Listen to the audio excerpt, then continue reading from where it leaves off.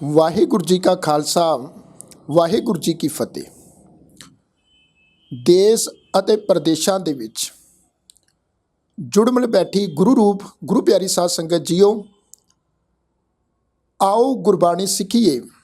ਅੱਜ ਦੇ ਇਸ ਪ੍ਰੋਗਰਾਮ ਦੇ ਵਿੱਚ ਮੈਂ ਆਪ ਜੀ ਦੇ ਨਾਲ ਆਪ ਜੀ ਨੂੰ ਮਿਲਾਉਣ ਜਾ ਰਿਹਾ ਹਾਂ ਜੰਮੂ ਡਿਸਟ੍ਰਿਕਟ ਪੁੰਛ ਦੇ ਗੁਰਦੁਆਰਾ ਪ੍ਰਬੰਧਕ ਕਮੇਟੀ ਦੇ ਮਾਨਯੋਗ ਪ੍ਰਧਾਨ ਜੀ ਸਰਦਾਰ ਨਰਿੰਦਰ ਸਿੰਘ ਜੀ। ਮੈਂ ਆਪ ਜੀ ਨੂੰ ਦੱਸਣਾ ਚਾਹਾਂਗਾ ਵੀ ਪੂਰੇ ਜੰਮੂ ਦੇ ਵਿੱਚ ਸਿੱਖ ਧਰਮ ਦੇ ਪ੍ਰਚਾਰ ਦੇ ਖੇਤਰ ਦੇ ਵਿੱਚ ਪ੍ਰਧਾਨ ਜੀ ਹੋਣਾ ਦਾ ਬਹੁਤ ਵੱਡਾ ਯੋਗਦਾਨ ਹੈ। ਜੇ ਅੱਜ ਅਸੀਂ ਗੱਲ ਕਰੀਏ ਡਿਸਟ੍ਰਿਕਟ ਪੁੰਛ ਦੀ, ਤੇ ਕਈ ਸਾਲਾਂ ਤੋਂ ਲਗਾਤਾਰ ਡਿਸਟ੍ਰਿਕਟ ਪੁੰਛ ਦੇ ਵਿੱਚ ਪ੍ਰਧਾਨ ਜੀ ਸਰਦਾਰ ਨਰਿੰਦਰ ਸਿੰਘ ਜੀ ਜੋ ਹਨ ਉਹ ਸਿੱਖ ਧਰਮ ਦੇ ਪ੍ਰਚਾਰ ਖੇਤਰ ਦੇ ਵਿੱਚ ਬਹੁਤ ਵੱਡੀਆਂ ਸੇਵਾਵਾਂ ਨਿਭਾ ਰਹੇ ਹਨ। ਤਾਂ ਆਓ ਸਭ ਤੋਂ ਪਹਿਲਾਂ ਇਹਨਾਂ ਦੇ ਨਾਲ ਅਸੀਂ ਫਤਿਹ ਦੀ ਸਾਂਝ ਪਾਉਂਦੇ ਹਾਂ ਜੀ। ਪ੍ਰਧਾਨ ਜੀ, ਵਾਹਿਗੁਰੂ ਜੀ ਕਾ ਖਾਲਸਾ ਵਾਹਿਗੁਰੂ ਜੀ ਕੀ ਫਤਿਹ। ਅੱਜ ਮੈਂ ਇਹਨਾਂ ਦੇ ਨਾਲ ਜਿਹੜੇ ਵਿਚਾਰ ਸਾਂਝੇ ਕਰਨੇ ਹਨ, ਉਹ ਵਿਚਾਰ ਹਨ ਵੀ ਜੋ ਸਾਡੀ ਯੂਥ ਹੈ, ਨੌਜਵਾਨ ਅਤੇ ਜੋ ਸਾਡੇ ਬੱਚੇ ਹਨ, ਉਹਨਾਂ ਬੱਚਿਆਂ ਨੂੰ ਅਤੇ ਵਿਸ਼ੇਸ਼ ਕਰਕੇ ਯੂਥ ਨੂੰ ਸਿੱਖ ਧਰਮ ਦੀ ਜਿਹੜੀ ਮੁੱਢਲੀ ਜਾਣਕਾਰੀ ਹੈ, ਮੁੱਢਲੀ ਐਜੂਕੇਸ਼ਨ ਹੈ, ਉਸ ਐਜੂਕੇਸ਼ਨ ਦਾ ਪੱਧਰ ਕਿਹੋ ਜਿਹਾ ਹੋਣਾ ਚਾਹੀਦਾ ਹੈ, ਅਤੇ ਵਿਸ਼ੇਸ਼ ਕਰਕੇ ਬੱਚਿਆਂ ਨੂੰ ਸਿੱਖ ਧਰਮ ਦੀ ਮੁੱਢਲੀ ਐਜੂਕੇਸ਼ਨ ਦੇ ਨਾਲ ਕਦੋਂ ਤੋਂ ਜੋੜਨਾ ਚਾਹੀਦਾ ਹੈ। ਪ੍ਰਧਾਨ ਜੀ, ਤੁਸੀਂ ਆਪਣੇ ਅਨਮੋਲ ਵਿਚਾਰ ਸਿੱਖ ਸੰਗਤਾਂ ਨਾਲ ਸਾਂਝੇ ਕਰੋ ਜੀ। ਵਾਹਿਗੁਰੂ ਜੀ ਕਾ ਖਾਲਸਾ ਵਾਹਿਗੁਰੂ ਜੀ ਕੀ ਫਤਿਹ। ਸਭ ਤੋਂ ਪਹਿਲਾਂ ਮੈਂ ਆਪ ਜੀ ਦਾ ਬਹੁਤ ਬਹੁਤ ਧੰਨਵਾਦ ਕਰਦਾ ਹਾਂ ਜੋ ਆਪ ਜੀ ਇੰਨੀ ਸੋਚ ਰੁਚੀ ਰੱਖਦੇ ਹੋ ਕਿ ਅਸੀਂ ਗੁਰੂ ਨਾਨਕ ਪਾਤਸ਼ਾਹ ਦੇ ਮਿਸ਼ਨ ਨੂੰ ਕਿਵੇਂ ਆਉਣ ਵਾਲੀ ਪਨੀਰੀ ਤੱਕ ਪਹੁੰਚਾ ਸਕੀਏ। ਯਕੀਨਨ ਇਹ ਗੱਲ ਇੱਕ ਚਿੰਤਾ ਦਾ ਵਿਸ਼ੇ ਹੈ ਕਿ ਜੋ ਸਾਡੀ ਆਉਣ ਵਾਲੀ ਪਨੀਰੀ ਹੈ, ਜੋ ਸਕੂਲਾਂ ਅਤੇ ਕਾਲਜਾਂ ਦੇ ਵਿੱਚ ਜਾਂ ਯੂਨੀਵਰਸਿਟੀਜ਼ ਦੇ ਵਿੱਚ ਜੋ ਉਹਨਾਂ ਨੂੰ ਪੜ੍ਹਾਇਆ ਜਾ ਰਿਹਾ ਹੈ, ਬੱਚੇ ਸਾਡੇ ਕਿਸੇ ਨਾ ਕਿਸੇ ਤਰ੍ਹਾਂ ਉਹ ਸਮਝਦੇ ਨੇ ਕਿ ਭਈ ਜੋ ਗੁਰੂ ਗ੍ਰੰਥ ਸਾਹਿਬ ਜੀ ਦੀ ਟੀਚਿੰਗ ਹੈ ਉਹ ਕੋਈ ਅਲੱਗ ਕਿਸਮ ਦੀ ਟੀਚਿੰਗ ਹੈ, ਔਰ ਜੋ ਸਕੂਲਾਂ ਕਾਲਜਾਂ ਜਾਂ ਯੂਨੀਵਰਸਿਟੀਜ਼ ਦੇ ਅੰਦਰ ਪੜ੍ਹਾਇਆ ਜਾਂਦਾ ਹੈ ਉਹ ਇੱਕ ਐਡਵਾਂਸ ਕਿਸਮ ਦੀ ਐਜੂਕੇਸ਼ਨ ਹੈ। ਅਤੇ ਸਾਨੂੰ ਇਸ ਐਜੂਕੇਸ਼ਨ ਨੂੰ ਪ੍ਰਾਪਤ ਕਰਨਾ ਚਾਹੀਦਾ ਹੈ। ਬੱਚਿਆਂ ਦੇ ਅੰਦਰ ਇੱਕ ਜ਼ਹਿਨ ਹੈ ਅਤੇ ਫਿਰ ਕੁਝ ਇਸ ਕਿਸਮ ਦਾ ਵੀ ਵਾਤਾਵਰਨ ਬਣਾਇਆ ਗਿਆ, ਇਸ ਕਿਸਮ ਦੀ ਟੀਚਿੰਗ ਵੀ ਕੀਤੀ ਗਈ ਕਿ ਭਈ ਇਹ ਜੋ ਧਰਮ ਦੀ ਟੀਚਿੰਗ ਹੈ ਜਾਂ ਧਰਮ ਦਾ ਜੋ ਵੀ ਖੇਤਰ ਹੈ, ਇਹ ਇੱਕ ਆਊਟਡੇਟਿਡ ਚੀਜ਼ਾਂ ਨੇ। ਬਿਲਕੁਲ ਇਸ ਤਰੀਕੇ ਦਾ ਪ੍ਰਚਾਰ ਜਿਹੜਾ ਸੀ ਉਹ ਬੱਚਿਆਂ ਦੇ ਅੰਦਰ ਹੈ, ਅਤੇ ਯਕੀਨਨ ਨੌਜਵਾਨ ਬੱਚੇ ਸਕੂਲ ਦੇ ਵਿੱਚ, ਕਾਲਜ ਦੇ ਵਿੱਚ, ਯੂਨੀਵਰਸਿਟੀ ਦੇ ਵਿੱਚ ਜੋ ਕੁਝ ਪੜ੍ਹ ਰਹੇ ਨੇ ਉਹਦੇ ਉੱਤੇ ਪੂਰਾ ਭਰੋਸਾ ਕਰਦੇ ਨੇ, ਉਹਦੇ ਉੱਪਰ ਪੂਰਾ ਵਿਸ਼ਵਾਸ ਕਰਕੇ ਉਹਨੂੰ ਆਪਣੀ ਜ਼ਿੰਦਗੀ ਵਿੱਚ ਅਪਣਾ ਵੀ ਰਹੇ ਨੇ, ਔਰ ਫਿਰ ਆਪਣੀਆਂ ਅੱਖਾਂ ਦੇ ਨਾਲ ਉਸ ਨੂੰ ਜ਼ਿੰਦਗੀ ਦੇ ਵਿੱਚ ਦੇਖ ਵੀ ਰਹੇ ਨੇ।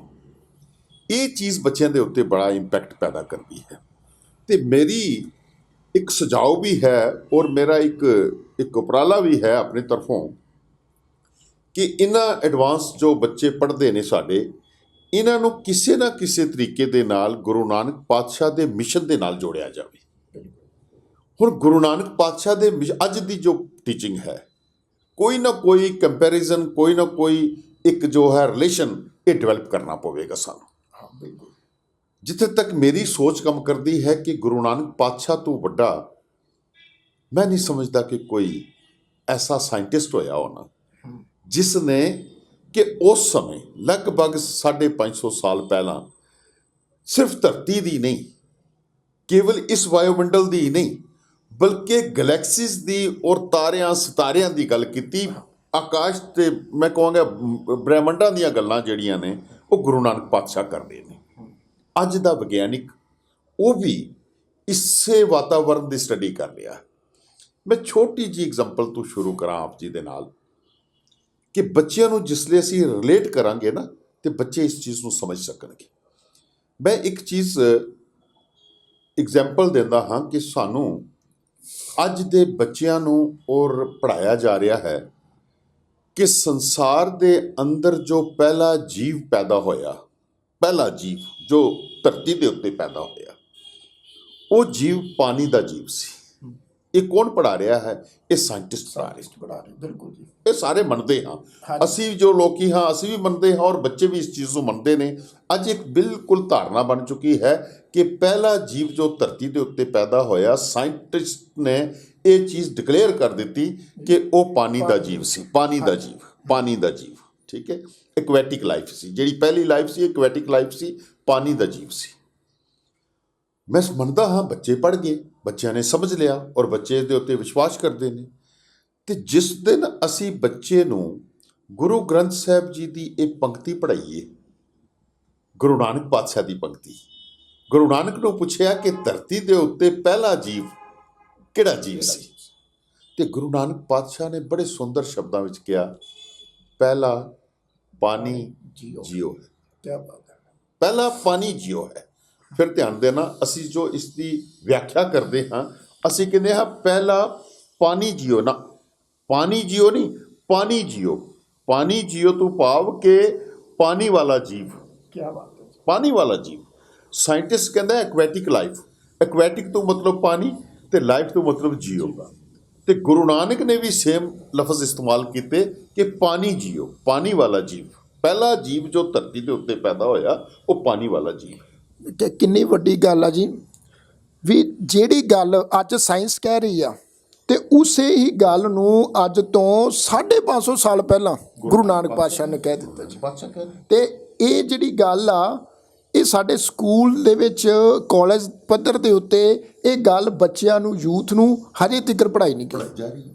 ਲੇਕਿਨ ਜਿਸ ਦਿਨ ਸਾਡਾ ਬੱਚਾ ਗੁਰਬਾਣੀ ਦੀ ਇਹ ਪੰਕਤੀ ਕਿਧਰੇ ਕਾਲਜ ਦੇ ਵਿੱਚ, ਯੂਨੀਵਰਸਿਟੀ ਦੇ ਵਿੱਚ ਇਸ ਦੀ ਕਥਾ ਕਰੇਗਾ, ਇਸ ਦੀ ਵਿਖਿਆਨ ਕਰੇਗਾ, ਇਸ ਨੂੰ ਐਕਸਪਲੇਨ ਕਰੇਗਾ, ਪੜ੍ਹਾਉਣ ਵਾਲਾ ਸਮਝੇਗਾ ਭਾਈ ਤੂੰ ਇਹ ਚੀਜ਼ ਕਿੱਥੋਂ ਸਿੱਖੀ? ਉਹ ਕਹੇਗਾ ਮੈਨੂੰ ਗੁਰੂ ਨਾਨਕ ਨੇ ਸਿਖਾਈ ਕਿ ਪਹਿਲਾ ਧਰਤੀ ਦੇ ਉੱਤੇ ਜੋ ਜੀਵ ਪੈਦਾ ਹੋਇਆ ਉਹ ਪਾਣੀ ਦਾ ਜੀਵ।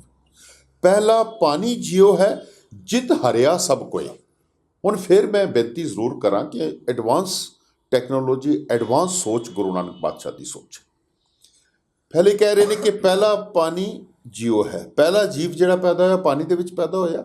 ਜਿਤ ਹਾਰਿਆ ਸਭ ਕੋਏ, ਉਸ ਜੀਵ ਦੇ ਵਿੱਚੋਂ ਫਿਰ ਜੀਵ ਨਿਕਲੇ ਨੇ। ਇਹ ਕੌਣ ਕਹਿ ਰਿਹਾ ਹੈ? ਇਹ ਗੁਰੂ ਨਾਨਕ ਪਾਤਸ਼ਾਹ ਕਹਿ ਰਹੇ ਨੇ। ਪਰ ਅੱਜ ਦਾ ਸਾਇੰਟਿਸਟ ਕੀ ਕਹਿ ਰਿਹਾ ਕਿ ਪਹਿਲਾ ਜੀਵ ਪਾਣੀ ਦੇ ਵਿੱਚ ਪੈਦਾ ਹੋਇਆ ਤੇ ਉਸ ਜੀਵ ਦੇ ਵਿੱਚੋਂ ਜੀਵ ਪੈਦਾ ਹੋਏ। ਇਹ ਕੌਣ ਕਹਿ ਰਿਹਾ? ਅੱਜ ਦਾ ਸਾਇੰਟਿਸਟ। ਇਹ ਕਿਸ ਦੀ, ਇਹ ਡੈਫੀਨੇਸ਼ਨ ਕਿਸ ਦੀ ਹੈ? ਇਹ ਸੋਚ ਕਿਸ ਦੀ ਹੈ? ਇਹ ਸੋਚ ਗੁਰੂ ਨਾਨਕ ਪਾਤਸ਼ਾਹ ਦੀ। ਜਿਸ ਲਈ ਅਸੀਂ ਇਸ ਕਿਸਮ ਦਾ ਕੰਪੈਰੀਜ਼ਨ ਬੱਚਿਆਂ ਨੂੰ ਸਮਝਾਵਾਂਗੇ।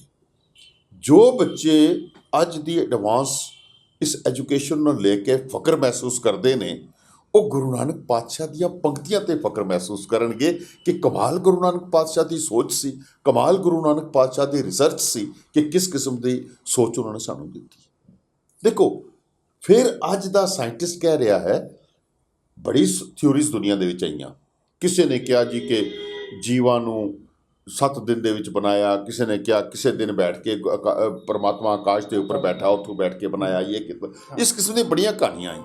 ਇਹਨਾਂ ਸਾਰੀਆਂ ਮਿਥਿਆਸ ਦੀਆਂ ਕਹਾਣੀਆਂ ਨੂੰ ਰਿਜੈਕਟ ਕਰ ਦਿੱਤਾ ਸਾਇੰਟਿਸਟਾਂ ਨੇ ਕਿ ਨਹੀਂ ਭਾਈ, ਇਹ ਹਾਈਪੋਥੈਟੀਕਲ ਥਿਊਰੀਜ਼ ਨੇ, ਇਹਨਾਂ ਦਾ ਕੋਈ ਵਜੂਦ ਨਹੀਂ। ਪਰ ਗੁਰੂ ਨਾਨਕ ਦੀ ਥਿਊਰੀ ਮੇਲ ਖਾ ਰਹੀ ਹੈ, ਪ੍ਰੂਵ ਕਰ ਰਹੇ ਨੇ। ਸਾਇੰਟਿਸਟ ਕਹਿੰਦੇ ਨੇ ਕਿ ਗੁਰੂ ਨਾਨਕ ਦੀ ਇਹ ਥਿਊਰੀ 101% ਠੀਕ ਹੈ ਕਿ ਪਹਿਲਾ ਪਾਣੀ ਜੀਓ ਹੈ, ਜਿਤ ਹਰਿਆ ਸਭ ਕੋਏ, ਫਿਰ ਉਸ ਜੀਵ ਦੇ ਵਿੱਚੋਂ ਜੀਵ ਨਿਕਲੇ ਨੇ। ਲਾਈਫ ਬਿਗੇਟਸ ਲਾਈਫ, ਇਹ ਅੱਜ ਦੀ ਸਾਇੰਸ ਪੜ੍ਹਾ ਰਹੀ ਹੈ। ਕੀ ਬਾਤ ਹੈ। ਤੇ ਫਿਰ ਗੁਰੂ ਨਾਨਕ ਪਾਤਸ਼ਾਹ ਕਹਿੰਦੇ ਨੇ ਪਹਿਲਾ ਜੀਵ ਦੁਨੀਆ ਵਿੱਚ ਕਿਸ ਤਰ੍ਹਾਂ ਪੈਦਾ ਹੋਇਆ। ਸਾਇੰਸ ਨੂੰ ਪੁੱਛਦੇ ਆ ਕਿ ਪਹਿਲਾ ਜੀਵ ਠੀਕ ਹੈ ਪਾਣੀ ਦਾ ਜੀਵ ਹੈ, ਪਰ ਪੈਦਾ ਕਿਵੇਂ ਹੋਇਆ, ਉਹ ਕਿੱਥੋਂ ਆਇਆ? ਤੇ ਸਾਇੰਟਿਸਟ ਕਹਿੰਦਾ ਕਿ ਉਹ ਨੈਚੁਰਲ ਹੈ, ਉਹ ਆਪਣੇ ਆਪ ਪੈਦਾ ਹੋਇਆ, ਉਹ ਆਪਣੇ ਆਪ ਤੋਂ ਪੈਦਾ ਹੋਇਆ। ਗੁਰੂ ਨਾਨਕ ਨੂੰ ਪੁੱਛੀਏ ਕਿ ਪਹਿਲਾ ਜੀਵ ਪਾਣੀ ਦਾ ਹੈ, ਪਰ ਪੈਦਾ ਕਿੱਥੋਂ ਹੋਇਆ? ਗੁਰੂ ਨਾਨਕ ਪਾਤਸ਼ਾਹ ਕਹਿੰਦੇ ਨੇ ਸਹਿਬੰਗ। ਸਹਿਬੰਗ ਤੋਂ ਭਾਵ ਹੈ ਕਿ ਆਪਣੇ ਆਪ ਤੋਂ ਪੈਦਾ ਹੋਇਆ। ਉਸ ਦਾ ਕੋਈ ਪਿਓ ਨਹੀਂ, ਉਸ ਦਾ ਕੋਈ ਵਜੂਦ ਪਿਛੋਕੜ ਕੋਈ ਨਹੀਂ, ਉਹ ਆਪਣੇ ਆਪ ਤੋਂ ਪੈਦਾ ਹੋਇਆ। ਹੁਣ ਦੇਖੋ, ਇਸ ਕਿਸਮ ਦੀ ਸੋਚ ਕੌਣ ਦੇ ਰਿਹਾ? ਇਹ ਗੁਰੂ ਨਾਨਕ ਪਾਤਸ਼ਾਹ ਦੇ ਰਿਹਾ। ਪਰ ਬੱਚਿਆਂ ਨੂੰ ਕਿਸ ਤਰ੍ਹਾਂ ਪੜ੍ਹਾਇਆ ਜਾ ਰਿਹਾ? ਜਿਸ ਦਿਨ ਸਾਡੀ ਗੁਰਬਾਣੀ ਦਾ ਪ੍ਰਚਾਰ ਗੁਰੂ ਨਾਨਕ ਪਾਤਸ਼ਾਹ ਦੀ ਸੋਚ ਦੇ ਮੁਤਾਬਕ, ਇਤਨੀ ਐਡਵਾਂਸ ਸੋਚ ਗੁਰੂ ਨਾਨਕ ਪਾਤਸ਼ਾਹ ਦੀ ਸੀ। ਕਿਸੇ ਵਹਿਮ ਕਿਸੇ ਭਰਮ ਦੇ ਵਿੱਚ ਨਹੀਂ ਪਾਇਆ, ਇਸ ਕਿਸਮ ਦੀ ਥਿਊਰੀ ਪੜ੍ਹਾ ਕੇ ਰੱਖੀ। ਤੇ ਕਿਆ ਬੱਚੇ ਇਸ ਪਾਸੇ ਅਟਰੈਕਟ ਨਹੀਂ ਹੋਣਗੇ? ਕਿਆ ਬੱਚੇ ਇਹ ਸੋਚ ਨਹੀਂ ਬਣਾਉਣਗੇ ਕਿ ਗੁਰੂ ਗ੍ਰੰਥ ਸਾਹਿਬ ਦੀ ਪੰਕਤੀਆਂ ਨੂੰ ਪੜ੍ਹਨਾ ਪਵੇਗਾ ਔਰ ਇਹਨਾਂ ਦਾ ਰੈਫਰੈਂਸ ਸਾਨੂੰ ਅੱਜ ਦੇ ਟੀਚਿੰਗ ਦੇ ਵਿੱਚ ਲੱਭਣਾ ਪਵੇਗਾ। ਨਹੀਂ, ਮੈਨੂੰ ਯਾਦ ਆ ਵੀ ਯੂਰਪ ਦਾ ਇੱਕ ਬਹੁਤ ਵੱਡਾ ਯਾਤਰੂ ਨਿਕੋਲਸ ਰੋਰਲ, ਸਾਧ ਸੰਗਤ ਜੀ, ਉਸ ਯੂਰਪ ਦੇ ਯਾਤਰੀ ਨੇ ਆਪਣੇ ਟਾਈਮ ਦੇ ਵਿੱਚ ਇੱਕ ਗੱਲ ਕਹੀ ਸੀ। ਜਿਸ ਦਿਨ ਉਹਨੇ ਸੁਖਮਨੀ ਸਾਹਿਬ ਦੀ ਪਾਵਨ ਅੰਮ੍ਰਿਤਮਈ ਬਾਣੀ ਨੂੰ ਪੜ੍ਹਿਆ, ਪ੍ਰਧਾਨ ਜੀ, ਉਹਨਾਂ ਨੇ ਇਹ ਗੱਲ ਆਖੀ ਸੀ ਵੀ ਜੇ ਸੁਖਮਨੀ ਸਾਹਿਬ ਦੀ ਪਾਵਨ ਬਾਣੀ ਹੋਲ ਸ੍ਰਿਸ਼ਟੀ ਦੇ, ਹੋਲ ਵਰਲਡ ਦੇ ਸਕੂਲ ਲੈਵਲ 'ਤੇ, ਯੂਨੀਵਰਸਿਟੀ ਲੈਵਲ 'ਤੇ, ਕਾਲਜ ਲੈਵਲ 'ਤੇ ਪੜ੍ਹਾਈ ਜਾਵੇ, ਤੇ ਮੈਂ ਇਹ ਗੱਲ ਦਾਅਵੇ ਨਾਲ ਕਹਿਣਾ ਵੀ ਹੋਲ ਵਰਲਡ ਦੇ ਵਿੱਚ ਸ਼ਾਂਤੀ ਪੈਦਾ ਕੀਤੀ ਜਾ ਸਕਦੀ ਆ। ਕਿਉਂਕਿ ਅੱਜ ਸਮਾਜਿਕ ਪੱਧਰ 'ਤੇ, ਰਾਜਨੀਤਿਕ ਪੱਧਰ 'ਤੇ, ਧਾਰਮਿਕ ਪੱਧਰ 'ਤੇ ਬਹੁਤ ਅਸ਼ਾਂਤੀ ਆ। ਉਹ ਅਸ਼ਾਂਤੀ ਦਾ ਇੱਕ ਵੱਡਾ ਰੀਜ਼ਨ, ਇੱਕ ਵੱਡਾ ਕਾਰਨ ਆ ਵੀ ਜਿਹੜੀ ਵਿਚਾਰਧਾਰਾ ਸਾਡੇ ਗੁਰੂ ਸਾਹਿਬਾਨ ਸਾਨੂੰ ਦੇ ਗਏ ਆ, ਬੜੀ ਕੀਮਤੀ ਆ, ਹੀਰੇ ਵਾਂਗ, ਉਹ ਅਸੀਂ ਨਾ ਤੇ ਆਪਣੇ ਬੱਚਿਆਂ ਤੱਕ ਪਹੁੰਚਾ ਪਾਏ ਆ ਤੇ ਨਾ ਯੂਥ ਤੱਕ ਪਹੁੰਚਾ ਪਾਏ ਆ। ਤੇ ਜੇ ਵਾਕਈ ਉਸ ਨਿਕੋਲਸ ਰੋਰਲ ਦੀ ਇਹ ਗੱਲ ਨੂੰ ਮੰਨ ਲਿਆ ਜਾਵੇ, school level, college level, university level 'ਤੇ ਕਿਤੇ ਗੁਰੂ ਗ੍ਰੰਥ ਸਾਹਿਬ ਮਹਾਰਾਜ ਦੀ ਪਾਵਨ ਬਾਣੀ ਨੂੰ ਪੜ੍ਹਾਉਣਾ ਸ਼ੁਰੂ ਕਰ ਦਿੱਤਾ ਜਾਵੇ, ਗੁਰੂ ਗ੍ਰੰਥ ਸਾਹਿਬ ਪਾਤਸ਼ਾਹ ਦੀ ਪਾਵਨ ਬਾਣੀ ਦੇ ਉੱਤੇ PhDਆਂ ਉੱਤੇ ਸਟਾਰਟਿੰਗ ਹੋ ਜਾਣ, ਤਾਂ ਫਿਰ ਜਿਹੜੀ ਆ ਬਹੁਤ ਨੇੜੇ ਦੀ ਗੱਲ ਆ ਵੀ ਜਦੋਂ ਇਸ ਮਾਨਵਤਾ ਦੇ ਵਿੱਚ ਚਾਰੇ ਪਾਸੇ ਸ਼ਾਂਤੀ ਪਰਸਨ ਦੇ ਆਸਾਰ ਬਣ ਜਾਣਗੇ। ਸ਼ਾਇਦ ਤੁਹਾਨੂੰ ਪਤਾ ਹੋਏਗਾ ਜਾਪਾਨ ਦੇ ਵਿੱਚ ਜਪਜੀ ਸਾਹਿਬ ਦੀ ਪਾਵਨ ਬਾਣੀ ਨੂੰ ਜਿਹੜਾ ਵਾ ਉਹ ਸਕੂਲਾਂ ਦੇ ਵਿੱਚ ਉਹ ਅਧਿਐਨ ਕਰ ਰਹੀ, ਸਰਚ ਕਰ ਰਹੇ ਉਹਦੇ ਉੱਤੇ। ਦੇਖੋ, ਮੈਂ ਬੇਨਤੀ ਕਰਾਂ ਕਿ ਗੁਰੂ ਨਾਨਕ ਪਾਤਸ਼ਾਹ ਦੀ ਬਾਣੀ ਇਹ ਸੱਚ ਹੈ ਕਿ ਦੁਨੀਆ ਦੇ ਅੰਦਰ ਸ਼ਾਂਤੀ ਲਿਆ ਸਕਦੀ ਹੈ। ਕਾਰਨ ਕੀ ਹੈ? ਦੇਖੋ, ਹਰ ਧਰਮ ਦੇ ਲੋਕਾਂ ਨੇ ਇਹ ਗੱਲ ਕਹੀ ਕਿ ਮੈਂ ਸਭ ਤੋਂ ਵੱਡਾ, ਮੇਰਾ ਧਰਮ ਸਭ ਤੋਂ ਵੱਡਾ। ਹਰ ਵਿਅਕਤੀ ਨੇ ਕਿਹਾ, ਪ੍ਰਚਲਿਤ ਜੋ ਫਲਸਫੇ ਸਨ। ਗੁਰੂ ਨਾਨਕ ਨੂੰ ਪੁੱਛਿਆ, ਗੁਰੂ ਨਾਨਕ ਕਹਿਣ ਲੱਗਿਆ ਨਹੀਂ, ਸਭ ਤੇ ਹਉ ਬੁਰੇ, ਹਮ ਤਜ ਭਲੋ ਸਭ ਕੋਏ, ਜਿਨ ਐਸਾ ਕਰ ਜਾਣਿਆ ਮੀਠਾ ਮਾਸ। ਹੁਣ ਦੇਖੋ ਕਿ ਗੁਰੂ ਨਾਨਕ ਪਾਤਸ਼ਾਹ ਕਹਿ ਕੀ ਰਹੇ ਨੇ। ਗੁਰੂ ਨਾਨਕ ਪਾਤਸ਼ਾਹ ਦੀ ਭਾਵ, ਮੇਰਾ ਕਹਿਣ ਤੋਂ ਭਾਵ ਕਿ ਜੋ ਗੁਰੂ ਗ੍ਰੰਥ ਸਾਹਿਬ ਜੀ ਦੀ ਟੀਚਿੰਗ ਹੈ, ਗੁਰੂ ਗ੍ਰੰਥ ਸਾਹਿਬ ਜੀ ਦੀ ਟੀਚਿੰਗ ਹੈ ਕਿ ਵੇਦ ਕਤੇਬ ਕਹੋ ਮਤ ਝੂਠੇ, ਝੂਠਾ ਜੋ ਨਾ ਵਿਚਾਰੇ। ਹੁਣ ਦੇਖੋ, ਗੁਰੂ ਨਾਨਕ ਪਾਤਸ਼ਾਹ ਨੇ ਕਿਸੇ ਚੀਜ਼ ਦਾ ਖੰਡਨ ਨਹੀਂ ਕਰ ਰਹੇ। ਉਹ ਲੋਕਾਂ ਨੂੰ ਇੱਕ ਲੌਜੀਕਲ ਸੈਂਸ ਉਹਨਾਂ ਦੇ ਅੰਦਰ ਡਿਵੈਲਪ ਕਰ ਰਹੇ ਨੇ ਕਿ ਭਾਈ ਤੁਸੀਂ ਸੋਚ ਵਿਚਾਰ ਕਰੋ ਕਿ ਤੁਸੀਂ ਕਹਿ ਕੀ ਰਹੇ ਹੋ, ਬੋਲ ਕੀ ਰਹੇ ਹੋ, ਤੇ ਪ੍ਰੈਕਟੀਕਲੀ ਸਾਡੇ ਸੰਸਾਰ ਦੇ ਵਿੱਚ ਹੋ ਕੀ ਰਿਹਾ। ਤੋ ਇਹ ਸਾਰਿਆਂ ਨੂੰ ਗਲਵਕੜੀ ਪਾ ਰਹੇ ਨੇ, ਸਾਰਿਆਂ ਨੂੰ ਗਲਵਕੜੀ ਵਿੱਚ ਲੈ ਕੇ ਮਨੁੱਖਤਾ ਦੀ ਗੱਲ ਕਰ ਰਹੇ ਨੇ। ਕੋਈ ਕਿਸੇ ਇੱਕ ਕਮਿਊਨਿਟੀ ਦੀ ਗੱਲ ਨਹੀਂ ਕਰ ਰਹੇ। ਗੁਰੂ ਨਾਨਕ ਦਾ ਬਿਲਕੁਲ ਸਪਸ਼ਟ ਕੋਰਸਨ, ਨਾ ਹਮ ਹਿੰਦੂ ਨਾ ਮੁਸਲਮਾਨ, ਅੱਲਾ ਰਾਮ ਕੀ ਪਿੱਠ ਪਰ। ਇਸ ਕਿਸਮ ਦੀ ਸੋਚ ਦੇ ਮਾਲਕ ਗੁਰੂ ਨਾਨਕ ਪਾਤਸ਼ਾਹ ਨੇ। ਔਰ ਜਿਸਲੇ ਅਸੀਂ ਸਾਰਿਆਂ ਨੂੰ ਇਕੱਠੇ ਲਵਾਂਗੇ, ਫਿਰ ਅਸੀਂ ਗੁਰੂ ਗੋਬਿੰਦ ਸਿੰਘ ਸਾਹਿਬ ਜੀ ਦੀ ਪੜ੍ਹਦੇ ਹਾਂ ਬਾਣੀ, ਕਉ ਪਿਓ ਮੁੰਡਿਆ ਸੰਨਿਆਸੀ, ਕਉ ਜੋਗੀ ਪਿਓ, ਕੋਈ ਬ੍ਰਹਮਚਾਰੀ, ਕਉ ਜਤੀ ਅਨਮਾਨ ਵੋ, हिंदू तुर्क को राफजी इमाम साफ़ी, मानस की ज़ात सब है। क्या एक इंसानियत का धर्म नहीं सिखाया गुरु गोबिंद सिंह ने? गुरु तेग बहादुर जी की कुर्बानी ले ली है, तो क्या गुरु तेग बहादुर जी ने कुर्बान, मैं कहता धर्म की परिभाषा ही बदल दी गुरु तेग बहादुर जी ने कि धर्म पै काहू को देत नहीं न पै मानता। धर्म तो यह है कि किसी के पै विच रहना भी नहीं तो किसी को पै देना भी। ਇਸ ਕਿਸਮ ਦੀ ਸੋਚ ਇਹ ਜਿਸਲੇ ਬੱਚਿਆਂ ਦੇ ਵਿੱਚ ਆਏਗੀ ਤੇ ਇਹ ਆਪਣੇ ਆਪ ਯੂਨੀਵਰਸਲ ਬ੍ਰਦਰਹੁੱਡ ਦੀ ਜਿਹੜੀ ਕਨਸੈਪਟ ਹੈ ਨਾ, ਉਹ ਬੱਚਿਆਂ ਦੇ ਵਿੱਚ ਡਿਵੈਲਪ ਹੋਵੇਗੀ। ਕਾਰਨ ਮੈਂ ਫਿਰ ਬੇਨਤੀ ਕਰ ਰਿਹਾ ਸਾਂ ਕਿ ਇੱਕ ਪਾਸੇ ਗੁਰੂ ਨਾਨਕ ਪਾਤਸ਼ਾਹ ਨੇ ਇਹ ਸਪਸ਼ਟ ਕੀਤਾ ਕਿ ਪਹਿਲਾ ਜੀਵ ਪਾਣੀ ਦਾ ਹੈ ਤੇ ਫਿਰ ਜੀਵ ਦੇ ਵਿੱਚੋਂ ਜੀਵ ਪੈਦਾ ਹੋਏ ਨੇ, ਔਰ ਇਹ ਇੱਕ ਐਵੋਲੂਸ਼ਨਰੀ ਪ੍ਰੋਸੈਸ ਚੱਲਦਾ ਰਿਹਾ ਤੇ ਚਲਦਿਆਂ ਇਹ ਪ੍ਰੋਸੈਸ ਅੱਜ ਵੀ ਚੱਲ ਰਿਹਾ ਹੈ। ਹੁਣ ਅਸੀਂ ਗੁਰੂ ਨਾਨਕ ਪਾਤਸ਼ਾਹ ਦੇ ਗੁਰੂ ਗ੍ਰੰਥ ਸਾਹਿਬ ਜੀ ਦੀ ਟੀਚਿੰਗ ਪੜ੍ਹਦੇ ਹਾਂ ਤੇ ਗੁਰੂ ਗ੍ਰੰਥ ਸਾਹਿਬ ਜੀ ਕਹਿੰਦੇ ਨੇ, ਕੇਤੇ ਰੁੱਖ ਬਿਰਖ ਹਮ ਚੀਨੇ, ਕੇਤੇ ਪਸ਼ੂ ਪਾਏ, ਕੇਤੇ ਨਾਗ ਕੁਲੀ ਮੇ ਆਏ, ਕੇਤੇ ਪੰਖ ਉਡਾਏ, ਕਈ ਜਨਮ ਪੇ ਕੀਟ ਪਤੰਗਾ, कई जन्म गज मीन कुरंगा, कई जन्म पंखी सर्प होयो, कई जन्म हैवर बृक्ष होयो। ਇਹ ਸਾਰੀਆਂ ਚੀਜ਼ਾਂ ਕੀ ਦੱਸ ਰਹੀਆਂ ਨੇ ਕਿ ਸਮੇਂ ਸਿਰ ਐਵੋਲੂਸ਼ਨ ਹੁੰਦੀ ਰਹੀ, ਜੀਵਾਂ ਦੇ ਵਿੱਚ ਤਬਦੀਲੀਆਂ ਆਉਂਦੀਆਂ ਰਹੀਆਂ, ਚੰਗਿਆਈਆਂ ਬੁਰਿਆਈਆਂ ਇਹ ਜਿਹੜੀਆਂ ਸਨ ਇਹ ਸੰਸਾਰ ਦੇ ਵਿੱਚ ਵਿਚਰਦਿਆਂ ਜੀਵ ਦੇ ਵਿੱਚ ਇਹ ਤਬਦੀਲੀਆਂ ਆਉਂਦੀਆਂ ਨੇ ਔਰ ਉਹ ਤਬਦੀਲੀਆਂ ਫਿਰ ਅੱਗੇ ਪਾਸ ਔਨ ਹੁੰਦੀਆਂ ਨੇ। ਕਿਸ ਤਰ੍ਹਾਂ? ਆਗੇ ਕੋ ਕਿਛ ਤੁਲਹਾ ਬਾਂਧੋ। ਇਹ ਤੁਲਹਾ ਬੰਨਣ ਵਾਲੀ ਗੱਲ ਜਿਹੜੀ ਸੀ ਇਹ ਗੁਰੂ ਨਾਨਕ ਪਾਤਸ਼ਾਹ ਨੇ ਸਾਨੂੰ ਸਮਝਾਈ। ਜੋ ਅੱਜ ਦਾ ਵਿਗਿਆਨਿਕ, ਜਿਸ ਨੂੰ ਅਸੀਂ ਅੱਜ ਜੈਨੇਟਿਕਸ ਦਾ ਮਾਹਿਰ ਕਹਿੰਦੇ ਹਾਂ, ਜਿਸ ਨੂੰ ਅਸੀਂ ਮੈਂਡਲ ਦੀ ਟੀਚਿੰਗ ਸਮਝਦੇ ਹਾਂ, ਸੱਚ ਪੁੱਛੋ ਤੇ ਗੁਰੂ ਨਾਨਕ ਪਾਤਸ਼ਾਹ ਨੇ ਸਾਨੂੰ ਦੱਸਿਆ ਕਿ ਇਹ ਜੀਵਨ ਦੀ ਪ੍ਰਣਾਲੀ ਜਿਹੜੀ ਹੈ ਇਹ ਚੱਲ ਕਿਵੇਂ ਰਹੀ ਹੈ, ਇਹ ਕਿਸ ਤਰ੍ਹਾਂ ਚੱਲ, ਇਹ ਜੀਵਾਂ ਦੇ ਵਿੱਚੋਂ ਜੀਵ ਪੈਦਾ ਹੋ ਰਹੇ ਨੇ, ਉਹਨਾਂ ਦੇ ਵਿੱਚ ਕੁਝ ਤਬਦੀਲੀਆਂ ਆ ਰਹੀਆਂ ਨੇ ਔਰ ਇਹ ਪ੍ਰੋਸੈਸ ਅੱਜ ਕਾਲਜਾਂ ਦੇ ਵਿੱਚ ਪੜ੍ਹਾਇਆ ਜਾ ਰਿਹਾ ਹੈ, ਯੂਨੀਵਰਸਿਟੀ ਦੇ ਵਿੱਚ ਪੜ੍ਹਾਇਆ ਜਾ ਰਿਹਾ ਹੈ, ਪਰ ਨਾਮ ਹੈ ਡਾਰਵਿਨਿਜ਼ਮ। ਡਾਰਵਿਨ ਦਾ ਨਾਮ ਲੈ ਕੇ ਇਹ ਥਿਊਰੀ ਪੜ੍ਹਾਈ ਜਾਏਗੀ। ਡਾਰਵਿਨ ਕੀ ਕਹਿ ਰਿਹਾ ਹੈ? ਡਾਰਵਿਨ ਬਿਲਕੁਲ ਐਗਜ਼ੈਕਟਲੀ ਕਹਿ ਰਿਹਾ ਹੈ ਕਿ ਕਈ ਜਨਮ ਪੇ ਕੀਟ ਪਤੰਗਾ, ਕਈ ਜਨਮ ਗਜਮੀਨ, ਇਸੇ ਥਿਊਰੀ ਨੂੰ ਲੈ ਕੇ ਉਹ ਪੜ੍ਹਾ ਰਿਹਾ। ਮੈਂ ਅਕਸਰ ਕਹਿੰਦਾ ਹਾਂ ਕਿ ਮੈਨੂੰ ਇਹ ਜਿੰਨੇ ਸ਼ਬਦ ਮੈਂ ਪੜ੍ਹ ਰਿਹਾ ਹਾਂ, ਮੈਨੂੰ ਇਸ ਤਰ੍ਹਾਂ ਲੱਗਦਾ ਹੈ ਕਿ ਸ਼ਾਇਦ ਇਹਨਾਂ ਸ਼ਬਦਾਂ ਨੂੰ ਲੈ ਕੇ ਅੱਜ ਦਾ ਵਿਗਿਆਨਿਕ ਜਿਹੜਾ ਹੈ ਉਸ ਦੀ ਟਰਾਂਸਲੇਸ਼ਨ ਕਰ ਰਿਹਾ ਹੈ ਔਰ ਇੱਕ ਬੜੇ ਲੌਜੀਕਲ ਤਰੀਕੇ ਦੇ ਨਾਲ ਬੱਚਿਆਂ ਨੂੰ ਸਮਝਾ ਰਿਹਾ ਹੈ। ਬੱਚੇ ਉਸ ਦੇ ਨਾਲ ਜੁੜ ਰਹੇ ਨੇ। ਅੱਜ ਲੋੜ ਹੈ, ਜਿਸ ਤਰ੍ਹਾਂ ਤੁਸੀਂ ਕਿਹਾ ਕਿ ਨੌਜਵਾਨ ਪਨੀਰੀ, ਮੈਂ ਕਹਾਂਗਾ ਕਿ ਕਾਲਜ ਦੇ ਅੰਦਰ, ਯੂਨੀਵਰਸਿਟੀ ਦੇ ਅੰਦਰ, ਸਕੂਲਾਂ ਦੇ ਅੰਦਰ ਗੁਰੂ ਨਾਨਕ ਪਾਤਸ਼ਾਹ ਦੀਆਂ ਛੋਟੀਆਂ ਪੰਕਤੀਆਂ ਇਹ ਜ਼ਰੂਰ ਸਾਡੇ ਸਿਲੇਬਸ ਦਾ ਹਿੱਸਾ ਬਣਨ।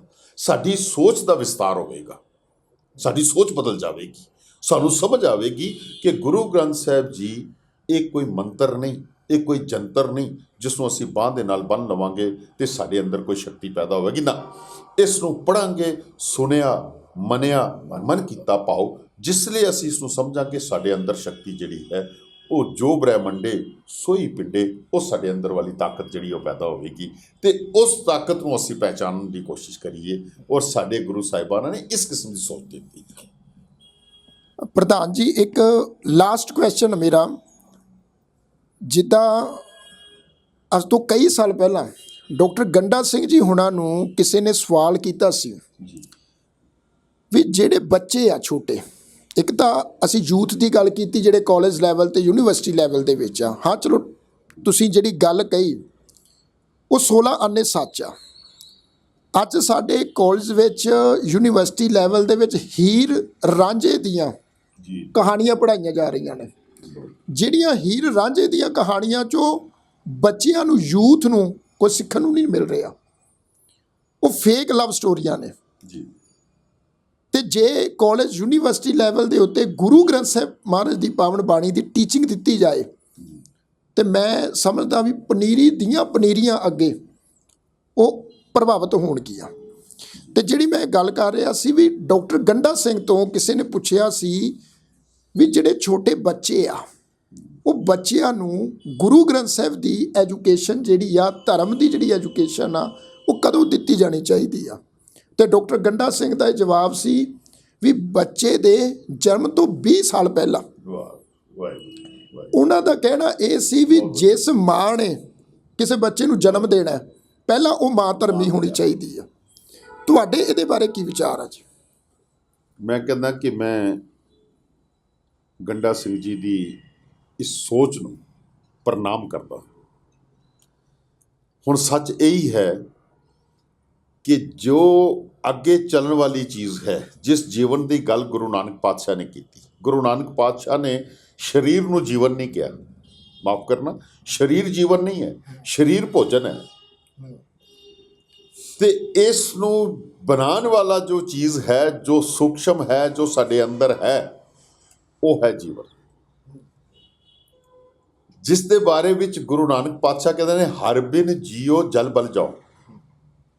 ਮੈਂ ਆਪਣਾ ਗੁਰਪੂਛ ਦੇਖਿਆ ਅਵਰ ਮੈਂ, ਕਹਿੰਦੇ ਮੈਂ ਉਸ ਜੀਵ ਦੀ ਗੱਲ ਕਰ ਰਿਹਾ ਹਾਂ ਜਿਹੜਾ ਜੀਵ ਸਦੀਵੀ ਹੈ, ਜਿਹੜਾ ਜੀਵ ਕਦੇ ਮਰਦਾ ਨਹੀਂ, ਜਿਹੜਾ ਜੀਵ ਅੱਗੇ ਤੁਲਹਾ ਬਣਾਉਂਦਾ ਹੈ, ਅੱਗੇ ਨੂੰ ਚੱਲਦਾ ਹੈ, ਉਹ ਜੀਵ ਕਿਧਰੇ ਖਤਮ ਨਾ ਹੋ ਜਾਵੇ। ਅਤੇ ਜਿਹੜੀ ਗੱਲ ਗੰਡਾ ਸਿੰਘ ਜੀ ਨੇ ਕਹੀ ਨਾ ਕਿ 20 ਸਾਲ ਪਹਿਲਾਂ ਉਸ ਦੀ ਟੀਚਿੰਗ ਆਰੰਭ ਹੋਣੀ ਚਾਹੀਦੀ ਹੈ, ਭਾਵ ਕਿ ਉਹ ਮਾਂ ਪਹਿਲੇ ਉਸ ਦੇ ਅੰਦਰ ਇਹ ਗੁਣ ਹੋਣਗੇ, ਉਹ ਗੁਣ ਜਿਹੜੇ ਨੇ ਫਿਰ ਟਰਾਂਸਮਿਟ ਹੋਣਗੇ ਅੱਗੇ ਔਲਾਦ ਦੇ ਵਿੱਚ। ਪਹਿਲੇ ਮਾਂ ਧਰਮੀ ਹੋਵੇ, ਬਾਪ ਧਰਮੀ ਹੋਵੇ, ਔਰ ਸਭ ਤੋਂ ਵੱਡੀ ਗੱਲ ਕਿ ਜਿਸਲੇ ਬੱਚੇ ਦਾ ਜਨਮ ਹੋਵੇ, ਦੂਜਾ ਪੈਰ ਜਿਸ ਨੂੰ ਗੁਰੂ ਨਾਨਕ ਪਾਤਸ਼ਾਹ ਨੇ ਕਿਹਾ ਸੀ, ਪਹਿਲਾ ਪੈਰ ਉਹ ਤੇ ਗੁਰੂ ਨਾਨਕ ਨੇ ਕਿਹਾ ਕਿ ਹੁਕਮ ਹੈ ਪ੍ਰਮਾਤਮਾ ਦਾ, ਤੇਰੀ ਕਨਸੈਪਸ਼ਨ ਹੋਏਗੀ। ਉਸ ਦੌਰਾਨ ਵੀ ਜਿਸ ਕਿਸਮ ਦੀ ਸੋਚ, ਜਿਸ ਕਿਸਮ ਦੀ ਵਾਤਾਵਰਨ ਅਸੀਂ ਕ੍ਰੀਏਟ ਕਰਾਂਗੇ, ਉਹ ਬੱਚੇ ਦੇ ਉੱਤੇ ਪ੍ਰਭਾਵ ਪਾਵੇਗਾ। ਫਿਰ ਮਤਲਬ ਆਫਟਰ ਪਾਰਚੂਰੇਸ਼ਨ, ਬਰਥ ਤੋਂ ਬਾਅਦ ਬੱਚੇ ਦੀ ਸੈਕੰਡ ਫੇਜ਼ ਜਿਹੜੀ ਹੈ, ਬੱਚੇ ਦਾ ਜਨਮ ਹੋਵੇ ਤੇ ਬੱਚਾ ਜਿਸ ਵਾਤਾਵਰਨ ਨੂੰ ਦੇਖ ਰਿਹਾ ਹੋਵੇ, ਉਸ ਵਾਤਾਵਰਨ ਦੇ ਵਿੱਚ ਤੁਹਾਡੀ ਜੋ ਗੁਰੂ ਨਾਨਕ ਦੀ ਟੀਚਿੰਗ ਹੈ ਉਹ ਸੁਣ ਤੇ ਨਹੀਂ ਸਕੇਗਾ, ਲੇਕਿਨ ਦੇਖ ਸਕੇਗਾ। ਉਸ ਨੂੰ ਨਜ਼ਰ ਆਉਣੀ ਚਾਹੀਦੀ ਸੀ। ਧਰਮ ਜਿਹੜਾ ਸੀ ਉਸ ਬੱਚੇ ਨੂੰ ਘਰ ਦੇ ਵਿੱਚ ਨਜ਼ਰ ਆਉਣਾ ਚਾਹੀਦਾ ਪਹਿਲੇ, ਕਿ ਮਾਂ ਸੱਚ ਬੋਲ ਰਹੀ ਹੈ, ਮਾਂ ਬਾਪ ਦੇ ਕੋਲੋਂ ਕੋਈ ਚੀਜ਼ ਲੁਕਾ ਨਹੀਂ ਰਹੀ, ਬਾਪ ਸੱਚ ਬੋਲ ਰਿਹਾ ਹੈ, ਧਰਮ ਦੀ ਕਮਾਈ ਕਰ ਰਿਹਾ ਹੈ ਔਰ ਧਰਮ ਦੀਆਂ ਗੱਲਾਂ ਕਰ ਰਿਹਾ ਹੈ, ਔਰ ਉਹ ਚੀਜ਼ਾਂ ਬੱਚਾ ਆਪਣੀ ਜ਼ਿੰਦਗੀ ਵਿੱਚ ਦੇਖਦਾ ਰਹੇ। ਮੈਂ ਸੱਚ ਪੁੱਛਾਂ ਤੁਹਾਨੂੰ ਤੇ ਮੈਨੂੰ ਇੱਕ ਸ਼ੇਰ ਕਿਸੇ ਦਾ ਬੜਾ ਅੱਛਾ ਲੱਗਿਆ ਸੀ कि खुदा की दुनिया को देखकर, खुदा के बंदों को देखकर खुदा से मुनकर हुई ये दुनिया, जिस खुदा के ऐसे बंदे हैं वो कोई अच्छा खुदा नहीं। क्या देखो कि ਅਸੀਂ ਦੁਨੀਆ ਨੂੰ ਦੇਖਦੇ ਹਾਂ। ਹੁਣ ਫਰਜ਼ ਕਰੋ ਕਿ ਮੈਂ ਆਪਣੇ ਆਪ ਨੂੰ ਪ੍ਰਚਾਰਕ ਕਹਾਂ, ਮੈਂ ਆਪਣੇ ਆਪ ਨੂੰ ਪ੍ਰਧਾਨ ਕਹਾਂ ਤੇ ਮੈਂ ਬੜੇ ਅੱਛੇ ਭਾਸ਼ਣ ਦਿੰਦਾ ਹੋਵਾਂ ਸਟੇਜਾਂ ਤੇ ਜਾ ਕੇ, ਪਰ ਮੇਰੇ ਬੱਚੇ ਜਿਸਲੇ ਮੈਂ ਘਰ ਪੁੱਛਦਾ ਹੋਵਾਂ, ਮੇਰੇ ਬੱਚੇ ਦੇਖਦੇ ਹੋਣ ਕਿ ਪਾਪਾ ਨੇ ਤੇ ਜੋ ਬਾਹਰ ਬੋਲਿਆ ਸੀ ਉਹ ਤੇ ਕੋਈ ਨਹੀਂ, ਕਿਤੇ ਨਜ਼ਰ ਹੀ ਨਹੀਂ ਆ ਰਿਹਾ, ਘਰ ਆ ਕੇ ਕੁਝ ਹੋਰ ਹੀ ਕੰਮ ਕਰੀ ਜਾ ਰਹੇ ਨੇ ਪਾਪਾ। ਠੀਕ ਹੈ। ਔਰ ਅੱਜ ਇਸ ਕਿਸਮ ਦਾ ਵਾਤਾਵਰਨ ਸਾਡੇ ਜੋ ਆਗੂ ਨੇ, ਸਾਡੇ ਲੀਡਰ ਨੇ, ਉਹਨਾਂ ਦੇ ਅੰਦਰ ਆ ਰਿਹਾ ਹੈ ਕਿ ਬਾਹਰ ਭਾਸ਼ਣ ਤੇ ਬੜਾ ਅੱਛਾ ਦਿੰਦੇ ਨੇ, ਬਾਹਰ ਭਾਸ਼ਣ ਦਿੰਦੇ ਨੇ ਕਿ ਬਹੁ ਪਰਪੰਚ ਕਰ ਪਰਤਨ ਲਿਆਵੈ, ਸੁਤਦਾਰਾ ਪੇ ਆਨ ਲੁਟਾਵੈ, ਮਨ ਮੇਰੇ ਭੂਲੇ ਕਪਟ ਨਾ ਕੀਜੈ, ਅੰਤ ਨਵੇਰਾ ਤੇਰੇ ਜੀਪੇ ਲੀਜੈ। ਇਹ ਬਾਹਰ ਭਾਸ਼ਣ ਦੇ ਰਹੇ ਨੇ, ਬੱਚੇ ਸੁਣ ਰਹੇ ਨੇ। ਬੱਚੇ ਆਪਣੇ ਬਾਪ ਦੇ ਕੋਲੋਂ ਬੜੇ ਇੰਪ੍ਰੈਸ ਹੋਏ ਕਿ ਸਾਡਾ ਬਾਪ ਕਿੰਨਾ ਅੱਛਾ ਬੋਲਦਾ, ਕਿੰਨਾ ਸੋਹਣਾ ਬੋਲ, ਪਰ ਘਰ ਆਏ ਤੇ ਕਹਿੰਦੇ ਨੇ ਬੱਚੇ ਉਹ ਕਿਸੇ ਦਾ ਬੈਗ ਵਿਆਹ ਚੁੱਕ ਕੇ ਲਿਆ, ਯਾਰ ਕੋਈ ਗੱਲ ਨਹੀਂ। ਹੁਣ ਦੇਖੋ ਬੱਚਾ ਸਮਝਣਾ, ਬੱਚਾ ਐਨਾਲਾਈਜ਼ ਕਰਨਾ ਸ਼ੁਰੂ ਕਰ ਦਿੰਦਾ ਕਿ ਧਰਮ ਜਿਹੜਾ ਹੈ ਇਹ ਕਹਿਣ ਦੀਆਂ ਗੱਲਾਂ ਨੇ, ਕਰਨ ਦੀਆਂ ਗੱਲਾਂ ਨੇ। ਜਿਸ ਦਿਨ ਸਾਡੀ ਕਥਨੀ ਔਰ ਸਾਡੀ ਕਰਨੀ ਦੇ ਵਿੱਚ ਏਕਤਾ ਆਵੇਗੀ, ਉਸ ਸਮੇਂ ਸਾਡਾ ਧਰਮ ਬੱਚਿਆਂ ਨੂੰ ਜਿਹੜਾ ਹੈ ਆਪਣੇ ਆਪ ਸਮਝਾਉਣਾ ਸ਼ੁਰੂ ਹੋ ਜਾਏਗਾ। ਹਾਂ ਬਿਲਕੁਲ ਜੀ, ਪ੍ਰੈਕਟੀਕਲ ਜਿਹੜਾ ਜੀਵਨ ਆ ਉਹਦਾ ਹੋਣਾ ਬੜਾ ਜ਼ਰੂਰੀ ਹੈ ਵੀ ਬੱਚੇ ਉਹ ਫੋਲੋ ਕਰਦੇ ਆ ਵੱਡਿਆਂ ਨੂੰ। ਬਿਲਕੁਲ ਬਿਲਕੁਲ, ਜੋ ਮਾਤਾ ਪਿਤਾ ਕਰ ਰਹੇ ਆ, ਜੋ ਪੇਰੈਂਟਸ ਕਰ ਰਹੇ ਉਹ ਬੱਚੇ ਕਰਦੇ ਆ।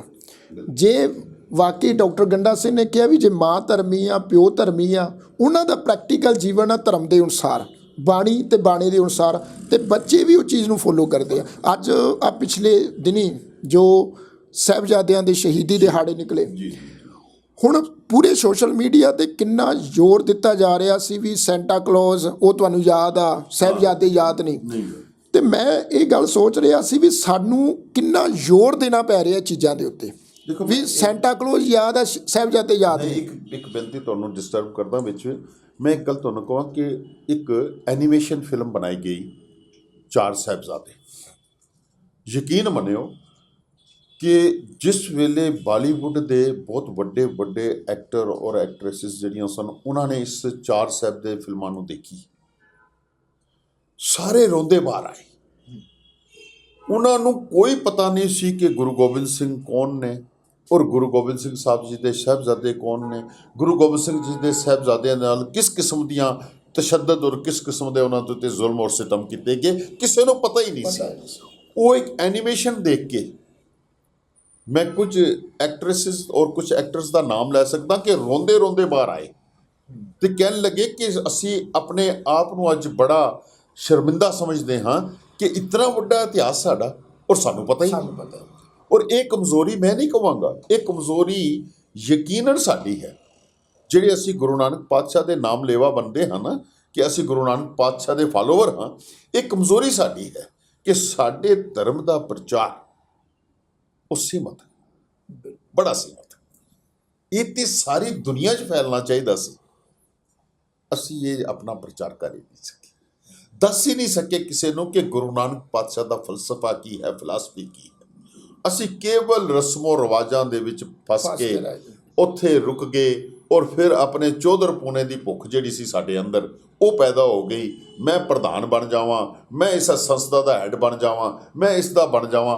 ਉਹ ਜੋ ਚੀਜ਼ਾਂ ਸਨ ਉਹਨਾਂ ਨੇ ਸਾਡੇ ਪ੍ਰਚਾਰ ਦੇ ਵਿੱਚ ਬੜੀਆਂ ਰੁਕਾਵਟਾਂ ਪੈਦਾ ਕੀਤੀਆਂ। ਇੰਡੀਪੈਂਡੈਂਟ ਥਿੰਕਿੰਗ ਜਿਸ ਦੀ ਬੁਨਿਆਦ ਜਿਹੜੀ ਹੈ ਉਹ ਗੁਰੂ ਨਾਨਕ ਪਾਤਸ਼ਾਹ ਨੇ ਰੱਖੀ ਹੈ, ਉਹ ਅੱਜ ਕਿਧਰੇ ਨਜ਼ਰ ਨਹੀਂ ਆ ਰਹੇ। ਬੜੀ ਦੁੱਖ ਦੀ ਗੱਲ ਹੈ, ਬੜੇ ਦੁੱਖ ਦੀ ਗੱਲ ਹੈ ਕਿ ਅੱਜ ਅਸੀਂ ਗੁਰੂ ਸਾਹਿਬਾਨਾਂ ਦੇ ਜਨਮ ਦਿਨ ਜਿਹੜੇ ਨੇ ਉਹ ਵੀ ਕੋਈ ਕਿਸੇ ਡੇਟ ਤੇ ਬਣਾ ਰਿਹਾ, ਕੋਈ ਕਿਸੇ ਡੇਟ ਤੇ ਬਣਾ ਰਿਹਾ। ਅਸੀਂ ਕੋਈ ਇੱਕ ਥਾਂ ਤੇ ਬੈਠ ਕੇ ਕੋਈ ਫੈਸਲਾ ਨਹੀਂ ਕਰ ਸਕੇ ਕਿ ਸਾਡੇ ਇਹ ਕਿਹੜਾ ਇਤਿਹਾਸ ਹੈ। ਗੁਰੂ ਨਾਨਕ ਤੋਂ ਲਈਏ ਤੇ 550 ਸਾਲ ਲਾ ਲਓ, ਜੇ ਅਸੀਂ ਗੁਰੂ ਗੋਬਿੰਦ ਸਿੰਘ ਤੋਂ ਲਈਏ ਤੇ 350 ਸਾਲ ਲਾ ਲਓ। 350 ਸਾਲ ਦਾ ਇਤਿਹਾਸ ਸਾਨੂੰ ਸਮਝ ਨਹੀਂ ਆ ਰਹੀ ਕਿ ਸਾਡੇ ਗੁਰੂ ਪੈਦਾ ਕਦੋਂ ਹੋਏ, ਉਹਨਾਂ ਦਾ ਬਰਥਡੇ ਕਿਹੜਾ ਸੀ। ਇਹ ਬੜੀ ਅਫਸੋਸ ਦੀ ਗੱਲ ਹੈ। ਅੱਜ ਲੋੜ ਹੈ, ਜਿੰਨੇ ਸਾਡੇ ਬੁੱਧੀਜੀਵ ਨੇ, ਮੈਂ ਸਾਰਿਆਂ ਦਾ ਬਹੁਤ ਸਤਿਕਾਰ ਕਰਦਾ ਹਾਂ। ਸਾਡੇ ਅਕਾਲ ਤਖਤ ਦੇ ਜਥੇਦਾਰ ਸਾਹਿਬ, ਉਹਨਾਂ ਦਾ ਬਹੁਤ ਸਤਿਕਾਰ ਕਰਦਾ ਹਾਂ।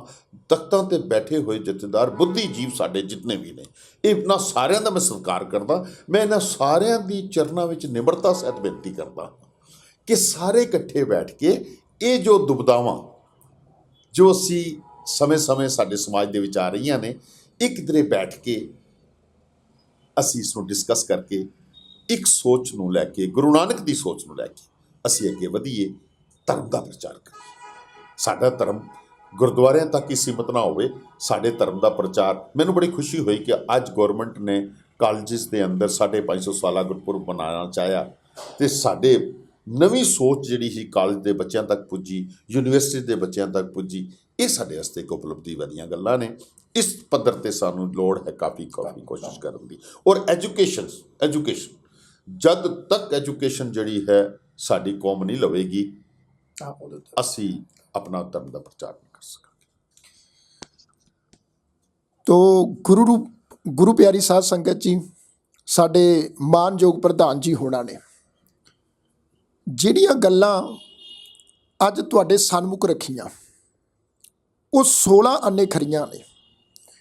ਜਦੋਂ ਤੀਕਰ ਸਾਡੇ ਲੀਡਰਸ, ਸਾਡੇ ਆਗੂਆਂ ਦੇ ਪ੍ਰੈਕਟੀਕਲ ਜੀਵਨ ਨਹੀਂ ਬਣਦੇ, ਜਦੋਂ ਤੀਕਰ ਖੁਦ ਸਾਡੇ ਆਪਣੀ ਜ਼ਿੰਦਗੀ ਦੇ ਵਿੱਚ ਗੁਰੂ ਸਾਹਿਬ ਦੀ ਪਾਵਨ ਬਾਣੀ ਦੀ ਵਿਚਾਰਧਾਰਾ ਨਹੀਂ ਆ ਜਾਂਦੀ, ਘਰਾਂ ਦੇ ਵਿੱਚ ਗੁਰੂ ਨਾਨਕ ਸਾਹਿਬ ਦੀ ਵਿਚਾਰਧਾਰਾ ਨਹੀਂ ਆ ਜਾਂਦੀ, ਉਦੋਂ ਤੀਕਰ ਅਸੀਂ ਯੂਥ ਨੂੰ ਅਤੇ ਬੱਚਿਆਂ ਨੂੰ ਜਿਹੜਾ ਵਾ ਉਹ ਗੁਰੂ ਨਾਨਕ ਸਾਹਿਬ ਦਾ ਫਲਸਫਾ ਨਹੀਂ ਸਮਝਾ ਸਕਦੇ। ਅੱਜ ਲੋੜ ਆ ਸਕੂਲੀ ਪੱਧਰ 'ਤੇ, ਕਾਲਜ ਪੱਧਰ 'ਤੇ ਅਤੇ ਯੂਨੀਵਰਸਿਟੀ ਦੇ ਪੱਧਰ ਦੇ ਵਿੱਚ ਅਜਿਹੇ ਕੰਮ ਕਰਨ ਦੀ, ਤਾਂ ਜੋ ਬੱਚੇ, ਯੂਥ, ਨੌਜਵਾਨ ਪੀੜ੍ਹੀ ਜਿਹੜੀ ਆ ਉਹ ਗੁਰੂ ਨਾਨਕ ਸਾਹਿਬ ਦੇ, ਗੁਰੂ ਗ੍ਰੰਥ ਸਾਹਿਬ ਜੀ ਦੇ ਫਲਸਫੇ ਤੋਂ ਜਾਣੂ ਹੋ ਸਕੇ।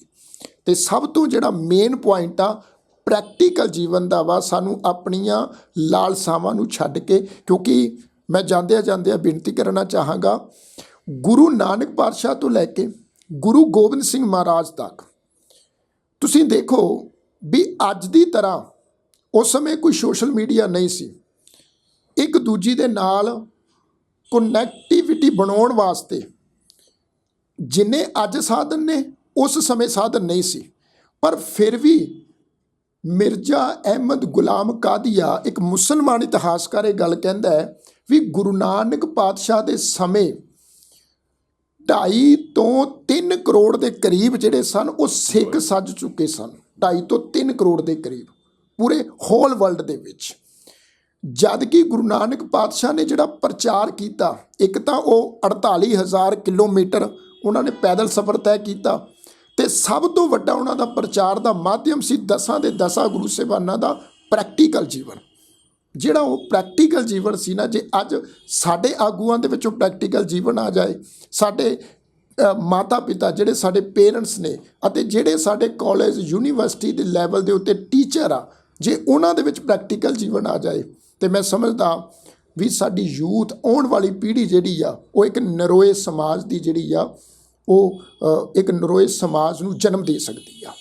ਤੋ ਬਹੁਤ ਬਹੁਤ ਧੰਨਵਾਦ ਸਾਡੇ ਮਾਨਯੋਗ ਪ੍ਰਧਾਨ ਜੀ ਸਰਦਾਰ ਨਰਿੰਦਰ ਸਿੰਘ ਜੀ ਹੋਣਾ ਦਾ, ਜਿਨ੍ਹਾਂ ਨੇ ਆਪਣੇ ਬਹੁਤ ਕੀਮਤੀ ਵਿਚਾਰ ਆਪ ਸਮੂਹ ਸਿੱਖ ਸੰਗਤਾਂ ਦੇ ਸਨਮੁਖ ਰੱਖੇ ਆ।